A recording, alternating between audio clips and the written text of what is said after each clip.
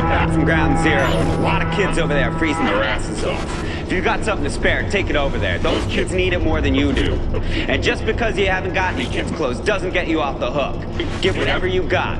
A kid that's cold and scared doesn't care if his clothes fit or not. He just wants to be warm. Voice of Survival, out.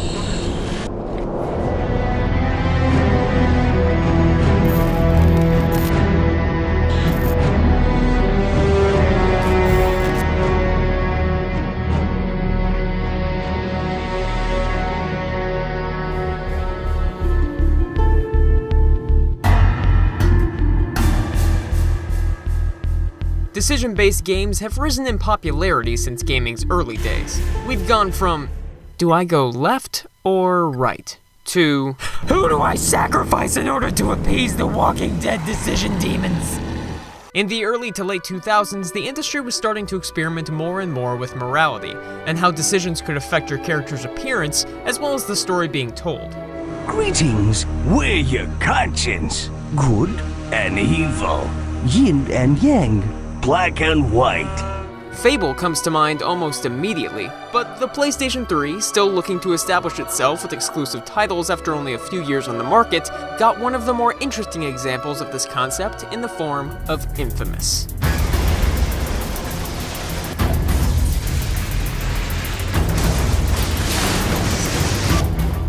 From the developer that brought you the Sly Cooper trilogy, evidenced by the fact that the characters have the same animation style, which is just goddamn hilarious. I need to turn on the substation. Are you out of your damn mind? The Reapers will kill my wife! I have no idea what you're saying. And your suit sucks. No! inFAMOUS is an open-world, third-person shooter action-adventure game with an emphasis on morality-based decisions. So, just think of Street Fighter 2. It's exactly like that. You play as Cole, a bike messenger in Empire City, whose package essentially explodes and wipes out thousands. No, the package he was holding. No, not that one. Yes. With the plague now infecting its citizens, the entirety of Empire City is put under quarantine as gangs begin taking over. Meanwhile, Cole's experience at Ground Zero has given him the ability to manipulate and absorb electricity, which he can use in a variety of ways.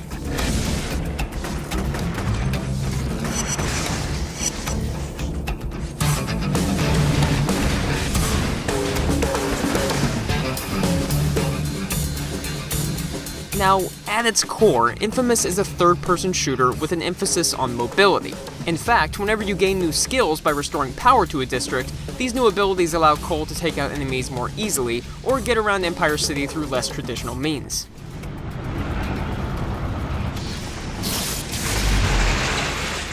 Cole also eventually gains the ability to bring injured people back from the brink, like some sort of electrified Jesus. My servants never die! The gameplay in inFAMOUS complements the open world design really well, and the missions are just diverse enough so that you're never doing the same thing for too long. Turns out being a superpowered Nathan Drake is indeed all it's cracked up to be. Which is funny because they originally made Cole look like Nathan Drake in the sequel, and people were just like, that's the dumbest thing I've ever heard in my life! Side missions help rid the street of thugs and provide areas for Cole to respawn in case you ever take too many hits. None of them are particularly engaging, but the variety on display is definitely enough to break up any monotony. Like this one has you searching for a gang member disguised as a civilian in a crowd, requiring you to use your eagle vision. Yeah, it's eagle vision.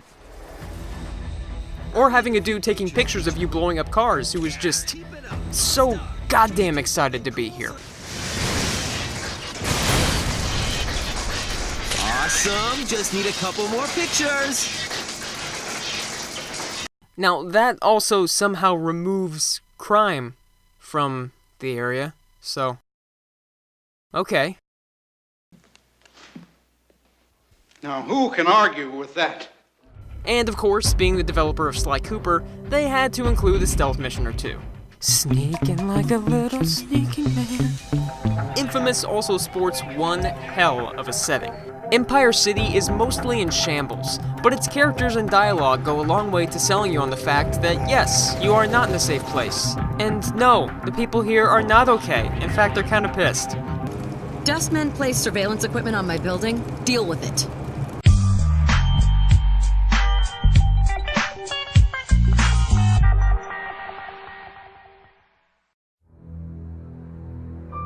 Overcharging this pump will keep me high and dry. But it also means that everyone in this water main will get sick. Whose health means more? Mine or theirs? Do I want them to love me or fear me? Let's move on to the morality system, an aspect of this game that does work in its favor, but also merits discussion for what it lacks. You see, despite all of the decisions Infamous gives you over the course of its story, there's essentially only one choice to make, and you make it before you even begin playing the game. Do you want to be good or evil? Cole's powers are upgraded based on how he is aligned, based on the decisions that you make.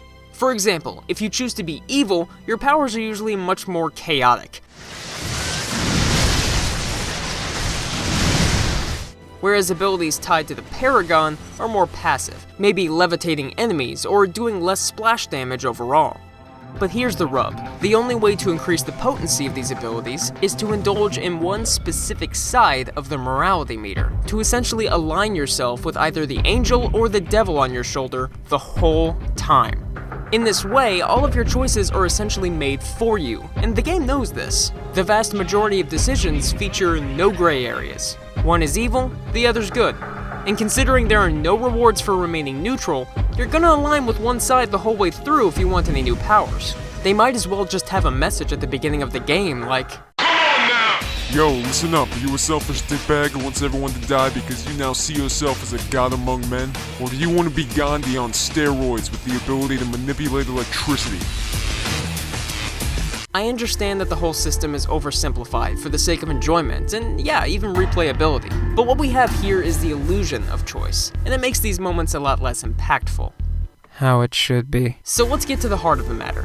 Infamous's decisions are just too black and white, and while this does play to the strength of its gameplay mechanics, it could have been much more interesting from a player perspective. Have decisions where there are no right answers. Because those actually do exist. Hell, add a branching story element to make it more suitable to the overall experience. Granted, that's much easier said than done, but it would add much more depth to what's already on offer. Or just make those decisions more, I don't know, interesting. Because, in all honesty, during my first playthrough, the game did get me to deviate from my path of righteousness once, and while the story would continue on its established path no matter which option I chose, I had to give the game credit. It got me. I knew what the wrong choice was, but I made it anyway. So why weren't there more decisions like this? Tempt the player to both sides.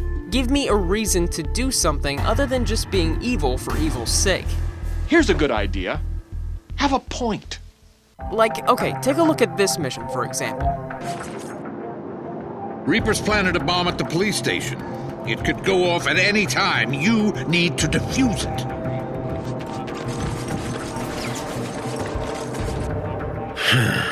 That bomb could blow any second. I could drain it and try and defuse it. Or I could just walk away. Let the thing blow up. Okay, see, this is the perfect example of how this game simplifies its decisions. There's no benefit to either option. Being evil is just you being a dick. There's nothing I gain from that other than powers pertaining to that side of the spectrum. Maybe whoever planted that bomb had a good reason. Perhaps the cops were corrupt. Or maybe he could offer me a few upgrades that would help me out a lot down the line. That being said, doing things like this would most likely necessitate a neutral option to the morality meter. Perhaps one that gives you different upgrades through story progression instead of how often you do good or evil deeds. But these are all just observations, as the main game, regardless of how decisions are presented, is actually a lot of fun. The platforming is great, the powers are fun, and the story is surprisingly deep once you near the finish line. Not to mention that Cole is f***ing amazing. Seriously. Regardless of whether or not you are good or bad, he is the most brooding person on the planet. This isn't a game, Zeke. Not anymore. But you know what? I know that underneath that facade, Cole is a beautiful and sympathetic human being. In fact, I'd go so far as to say that Cole is... Your boy isn't here, Moya. Just a dead woman. Just a dead woman. Just a dead woman. Right. Hey, you made it to the end. Good for you. Thanks for watching, by the way. I've also got a few other videos here that you might like. And if you like what you see, subscribe for more.